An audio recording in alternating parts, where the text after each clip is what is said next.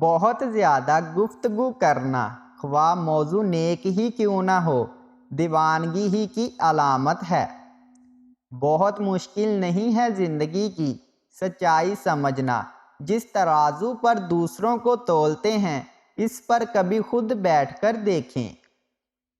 حصار آنکھوں کا ہو، یادوں کا ہو، باہوں کا ہو، محبت کا ہو، احساس کا ہو، یا دل سے نکلی ہوئی دعا کا ہو، خوش قسمت ہیں وہ جو ایسے کسی بھی حصار میں ہیں۔